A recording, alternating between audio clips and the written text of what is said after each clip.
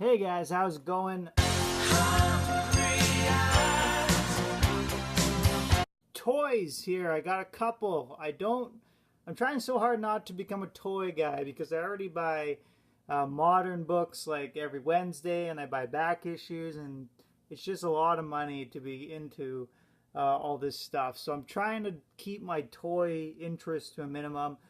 I had $25 for my son and my daughter from my grandma to buy them something nice. So we went to Toy Traders. I have a video, if you look back, about Toy Traders, this amazing toy store near my house here. So we went in there, and my son got some good stuff, and I couldn't resist buying this. So this is the Deadpool. Is it the Marvel Legends edition, I guess? So nice detail on there. It was like $28 Canadian or something. So yeah, I thought it was a pretty smoking deal. So grabbed it. Looks awesome. My son really likes it too and everything. It's a little violent. It's got the guns and everything. So I got this one for the Batman 66 for Christmas.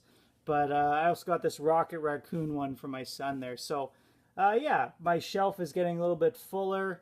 And that's just, I wanted to show you guys that really quickly. So I was debating whether I wanted to take this out of the box or not, because you actually have to rip the box open. That's what I like with these pop figures. Open them nicely, but you don't have to rip or tear anything. But you know, these toys are meant to be enjoyed and seen and not kept behind plastic, I think. So if you don't, that's fine, no worries. Thank you, 87 Boba Fett, for the little push on Twitter there. Okay, so I did revisit my comic store. They had a half off sale. I lasted a week. So I went in and I got a few books. But my wife was there with me and my kids, so they were kind of wanting to go, and I didn't have as much time as I would have liked to. And there's a little more guilt about spending money when your wife's there, which probably isn't the best. But I went back. She knew, don't worry. And bought a few more books. And man, I am glad I went back when I did, and you'll see why. So this is the first one I got. It's just a quick, it was Daredevil number 500. I just thought this painted cover was gorgeous. This is one of these books that I'll show you the whole cover because it's a fold-out. It has variants to it that are just way worse than the main cover, which I can't remember whose video it was. I just watched it. Tom Ryan, maybe, who said, you know, the variants should be better than the regular covers. But, oh, I don't know if you guys can see. I don't want to wreck it. Yeah, like, look at that. Just an awesome, awesome cover. I'd like to find another one of these I could just take off and put on my wall or something. But yeah, this is Ed Brubaker's story, which, cool enough, there's a Brubaker signature on there. So I didn't even notice when I first grabbed it, but when I went to pay, I saw it there. So that's pretty neat. The cool thing with this is I've been really into the Mark Waid Daredevil series because it's a little bit lighter of a tone than some of these early ones. And I've been reading earlier Daredevil stories, and I just haven't really liked any of them. And this is a Brubaker story, which is definitely has that earlier, darker, heavier tone, but it was really good. So that gave me sort of a light at the end of the tunnel. Maybe I'm going to start looking for some of these Brubaker stories, because I was worried that, like, I thought I really started to like Daredevil, the character, but then I was worried that the only real Daredevil stories I'm going to like are the current ones, and then Mark Waid's run is ending soon, so I was a little worried. So I'm happy, though, that I have something to look for now, so I'm going to start trying to find some of these Ed Brubaker Daredevil books. So this was cover price, which is $5 and half off, so that was $2.50 for that book. So I went into the shop. Carl, the store owner, was there, who I know pretty well. We have a pretty good relationship, and he told me that he had, or I asked him, like, so do you just get rid of a lot of these back issues, and then you have a big chunk of, like, stuff to refill those books for after the sale's over? Like, is this just to clear out sort of the last year's books, and then you reload with a bunch of extra stuff you have sort of hidden away already? He said, no, like, I just actually bought a bunch of books here, so if you want to go through them, you can, and I'll just give you half whatever the guide price is for them. So I said, sweet, and man, was I lucky, because he had the whole run of Hush, which I got for half off. So I just picked out I think I had 3 issues of it already. I've just sort of been piecing it together when I could find it for cheap. But yeah, I got the whole run here. So all these books I got, it ended up being, I think, $47 so for this whole haul. And really excited. Guys, if you don't know about Hush, this is the first Batman story I read. Like, I'd read little random comics here or there, but this is the first one I sat down and I read the whole storyline, and it is just awesome. It gives you a great, these are kind of out of order, I'm just realizing. It gives you a great taste of all the different villains. He's going up against all of them. You have Catwoman, you have the different Robins.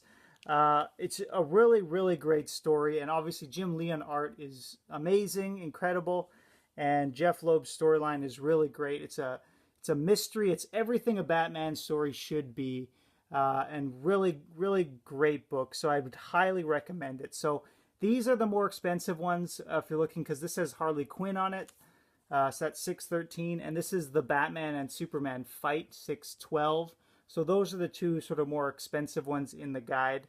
I think $6.14 is also slightly more expensive. This is the Joker cover on it, and just awesome Joker cover. Man, look at that. Jim Lee doing the Joker. $6.15. $6.16. Sword fighting. Shirt on. What's going on with that? $6.17. And $6.18. And this this is Jason Todd Robin, and this is sort of what introduced the Red Hood character. I'll let you read it, and I won't spoil if you haven't read it, but this planted the seeds to bring Jason Todd back. Definitely worth reading, guys. Can't recommend this series enough. I'm really excited to have this complete in singles. Also got this. I've been really into these Elseworld tales. I had the Kingdom Come in the other video if you saw it. But this is Superman speeding bullets. So this is, the basic idea is if Clark Kent, Kal-El crash landed and the Waynes found Superman instead of the Kents. And it's a really interesting story. It's similar to the other one I have where Batman becomes Green Lantern, and sort of how different characters have different variations within them, like how the Joker and Lex Luthor, and how Superman is still Superman, but at the same time, he very much has a lot of the feelings of Batman because the parents are still murdered. The origin's the same. So really great book. One of my favorite Elseworlds. They also had a bunch of Deadpool. I didn't buy too much. Most of it was Deadpool and Cable. They had the whole run for that. And I thought about just buying the first issue. But then I didn't want to be that guy. Like, I don't care enough about it to have that book, so I figured I'll leave it for someone who hopefully really wants it. But this, I thought this was a mini-series, but which it is, but it's actually part of the main Deadpool series as well. So the volume 1. So this is Funeral for a Freak. This is Nuff Said. That was a thing that Marvel did, I guess, after 9/11. You can see like the 9/11 memorial thing on it. Where they had wordless issues. So I have the Spider-Man one. This is the Deadpool one, which has got to be funny because Deadpool's the merc with the mouth. He has a hard time not talking. So I started this book and I had to change a poopy diaper or something like that. I haven't got back to it yet. So that's 1, part 2, issue 62. Those covers aren't that great. And this one's pretty good. It's 63. And lastly, he had one of these. I don't know when he added this. This is Wolverine #1 of Wolverine's first ongoing series. So he had that marked at 20. I got it for 10. And there's a few ticks here. It's not perfect, but it's pretty nice. There's a little bit of marks on the back too, because it's a black. The back cover is black. But for $10, you can't go wrong with that book. So I had to grab it. It's my second copy of this, I think, or maybe my third. It's funny, I get annoyed when sometimes when people buy like 5 copies of a book, but I do the same thing. I'm pretty hypocritical. I think the difference is if I see like 5 issues of something there, then I'll buy maybe 2 or 3 because I want to leave some for the next guy. I won't buy like all 5 of them and then want to flip the rest of them. If you do that, it's fine, but what I end up always doing is I'll buy 2, 3, 4 copies of the same book because I just keep finding them in the wild for a good price from different locations. So maybe that's worse because I'm denying all these other people. I don't know. But yeah, that is those books from the half off sale. So I think it was like $48 for all those books. Now, another thing, I found a new store, which is just sort of an odds and ends trader shop. And they had a whole bunch of dollar books there. And they said they had lots more. So went through them, found this. This is Nightwing #1 of his first ongoing series. It's marked up, like this was raw when I bought it, but for $1 I'm not going to complain.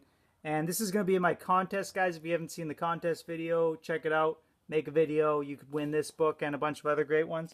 I got Captain Carrot and his amazing zoo crew, Oz Wonderland War trilogy. Like, just the title of that, you have to buy that, especially for $1. So pumped on that. Another copy of Superman Man of Steel #18. This is also going to be in the contest you could win, and 17 is there as well, or 19 is there as well. 17 is the other one that's apparently pricier than this. I guess it's the cameo. Yeah, this is the first appearance of Doomsday. And lastly, so stoked to find this one, Amazing Spider-Man 19 of the Volume 2. Through the Looking Glass. I think this is the first Venom following the renumbering. So I don't know if that's why, or if it's just the cover or what, but the art at the beginning really isn't that great, but the end is actually really good. I really like how Eric Larson draws Venom at the end of this issue. So very excited to have this. So what happened with this guy was, he was like, man, I don't know a ton about comics. I only know a little bit. All I ask is that you sort of be honest with me and let me know, like, if there's anything worth a ton of money in here, just be honest with me as much as you can. So I'm like, oh man, okay, because I had all these books in the stack, and I could have got them for, I think I had 8 books, so I could have got all these for 8. I kind of went through them and I said, you know, this one's really worth much. I said this one here is worth like maybe 15 and really high grade, but there was a bit of like rippling at the top there. It might have been a bit of water damage, and I said this one's kind of going up, so it might be 10 or 15.